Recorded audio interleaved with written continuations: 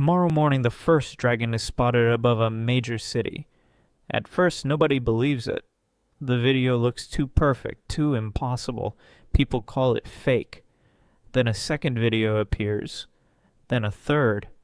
Within minutes, thousands of cameras capture the same impossible creature.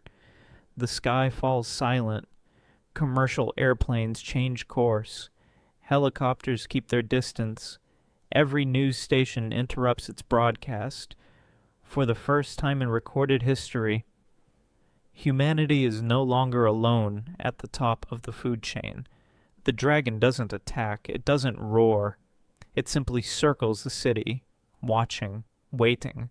Nobody knows what it wants. Governments declare national emergencies. Military aircraft fill the sky. Scientists rush into laboratories. The internet explodes. One question appears everywhere. Where did it come from? For centuries. Dragons belong to myths, legends, stories told around campfires. But myths often begin with something real. Ancient people discovered enormous bones long before they understood dinosaurs. A giant skull buried beneath a mountain could easily become the head of a dragon.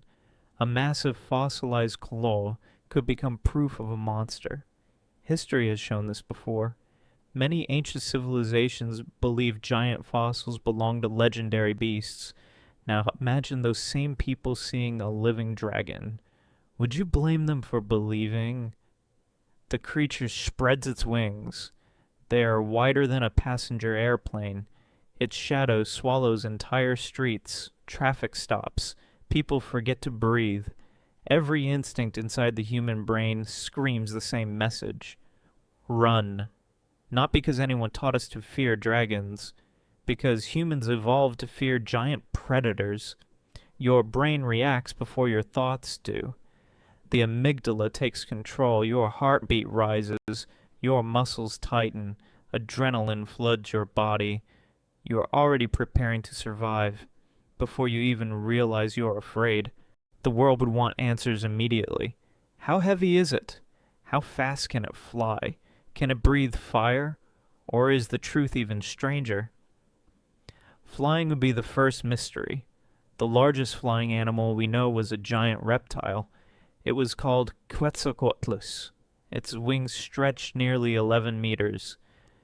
It proved that enormous creatures can leave the ground, but a dragon would be even larger.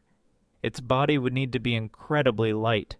Its bones would likely be hollow, just like a modern bird's. Its chest muscles would be enormous.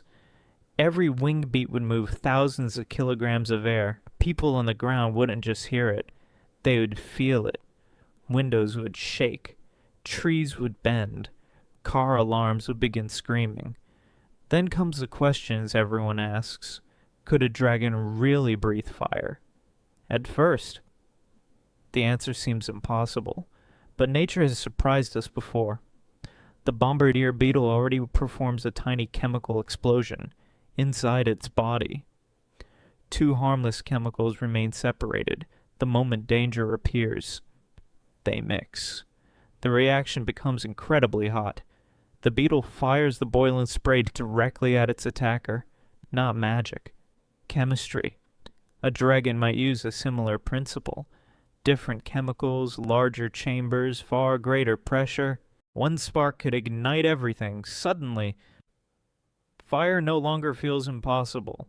It feels biological. Scientists would study every scale, every tooth, every drop of blood, because every answer could save millions of lives. Then another discovery changes everything. The dragon isn't acting like an animal. It never attacks without observing first. It watches military aircraft. It follows moving ships. It avoids crowded areas during daylight. It changes its behavior every single day. That means one thing. It is learning. And an intelligent predator is far more dangerous than a powerful one. Humans defeated mammoths. We defeated saber-toothed cats. We crossed oceans. We reached the moon. Not because we were the strongest, because we learned faster than everything else. Now imagine another creature doing exactly the same thing, watching us, studying us, adapting to us. For the first time, humanity would become the species being observed, not the observer, and that changes everything. The first month would change the world forever. Every nation would stop asking whether dragons are real. They would start asking how to live with them. Air travel would never be the same. Cities would build new warning systems. Children would practice dragon evacuation drills. Skyscrapers would be redesigned. Power stations would move underground. Entire industries would appear overnight. Dragon tracking, dragon biology, dragon engineering. Universities would create new scientific fields. The world's greatest minds would study a single question: can humans coexist with dragons? The answer would depend on one thing: intelligence. The greatest battle would not be fought with weapons, it would be fought with knowledge. They are hiding inside the human mind, because every civilization leaves behind its greatest fear.